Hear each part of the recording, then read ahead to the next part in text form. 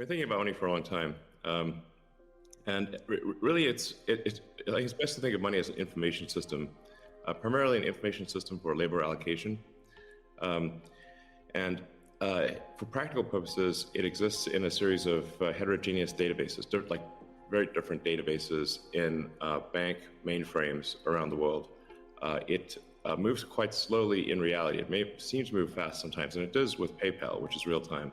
But the vast majority of the systems out there are batch processing. So the actual reconciliation may take 1 to 5 business days, sometimes longer. And you have the ACH system, which is ancient and still in operation, which allows transfers effectively like a check would be an ACH transfer, but it's not secure. And you've got the credit card systems, which are also not secure. It would be like handing your username and password to a stranger in a restaurant if you buy a meal. So there's definitely an opportunity for something that is better from an information theory standpoint. So and there you can think of it like data on a network. I think is the way to view it. What has the most throughput? What has the least error? What drops the fewest packets? Fraud, for example, being a source of error, and government interference in currencies being a source of error. But it's fundamentally an information system. So I think it makes sense to support something that improves the quality of information with which we conduct the economy. And Bitcoin is a candidate for that. It does, I think, some things well, and it's obviously it's evolving, and there are additional things like Lightning being done on top of Bitcoin. But Bitcoin per se is mostly solving for scarcity, or rather solving for essentially having no throat to choke, decentralized. So there's no one who can be coerced in any way to empty their Bitcoin account. Well, I guess they could technically, but on an individual basis, but the system as a whole cannot. And it has an open ledger, which is also quite good. But transaction volume is low. Transaction cost is high, and usability for the average person is not yet very good. But it has a lot of potential. And I should say that, like, I'm not, and I apologize for taking a long time, but there certainly is a lot to say. In general, I'm a supporter of Bitcoin and the idea of cryptocurrency in general. But as I've said publicly, we do need to watch out for crypto taking, especially Bitcoin, using proof of work to maybe use energy that's maybe a bit too much and not necessarily good for the environment. So, but on balance, I support Bitcoin, and I'm not an investor. The only publicly traded stock I own is Tesla, and the only significant thing I own outside of Tesla is my SpaceX stock that could help create both companies. So, but apart from that, I do own Bitcoin, and Tesla owns Bitcoin, SpaceX owns Bitcoin, and I do personally own a bit of Ethereum and Dogecoin, of course. So, Bitcoin does have a fundamental scarcity limit at the base layer that's designed in. That doesn't mean you can't have some layer 2 system in theory like Lightning. And I understand Lightning is doing well in some small countries. There's some question mark as to whether you need a money transmitter license. Just a debate as to whether that's needed, given that it is not open ledger. So that's a whole separate debate, of course. But Bitcoin by itself simply cannot scale to be the monetary system for the world at base layer. But with a second layer, this is possible depending upon how that second layer is implemented. That's part of why I think there may be some merit to something that may seem silly, like Ethereum, like Dogecoin. I think Ethereum also, like the three things I own outside of SpaceX and Tesla, and also obviously it's a Neuralink and Boring Company, but of any significance are Bitcoin by far, and then some Ethereum and some Doge.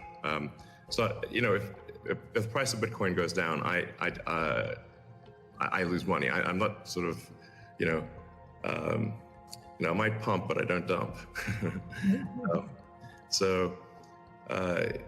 It's not a case of, I definitely do not believe in getting the price high and selling or anything like that. And I would like to see Bitcoin succeed.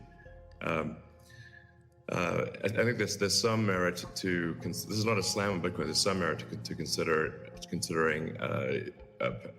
something that has higher max transaction rates, and lower transaction cost, and kind of seeing how far you could take a single layer network where the exchanges act as a de facto second layer.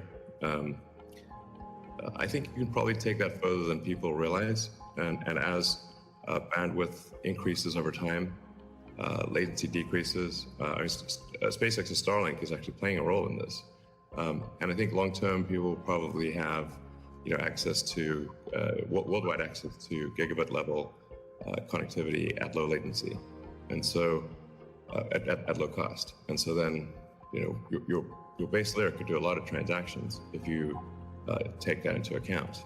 But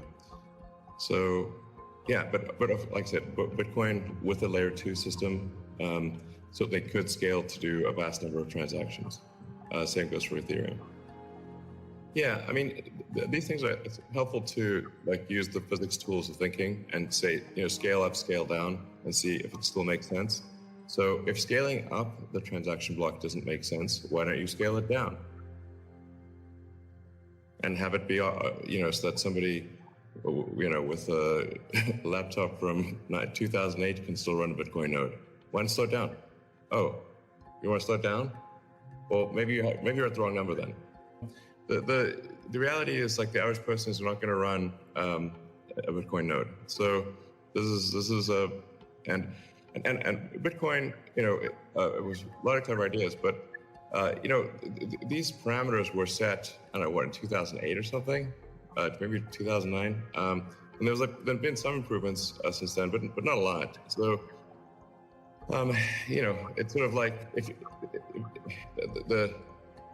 there was still, in 2008, there was still a non-trivial number of people on modems. So,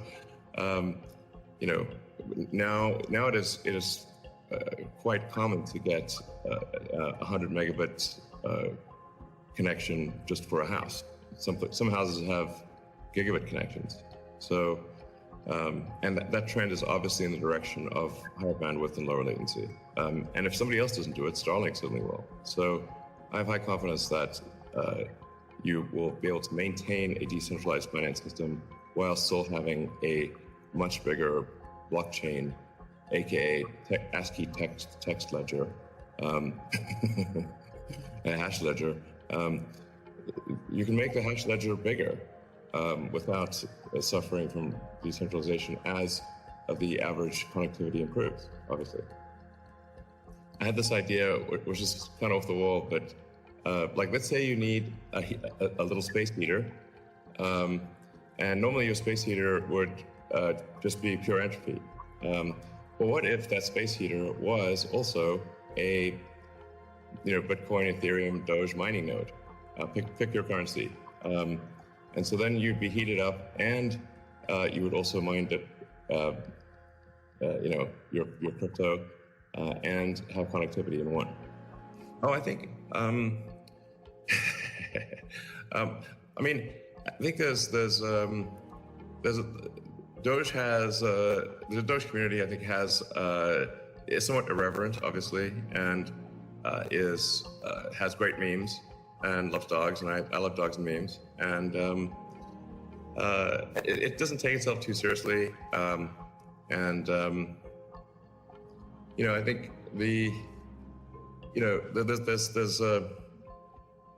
there's Occam's razor, which is the simplest answer is the most likely it's a summary of Occam's razor. The simplest answer is the most likely one.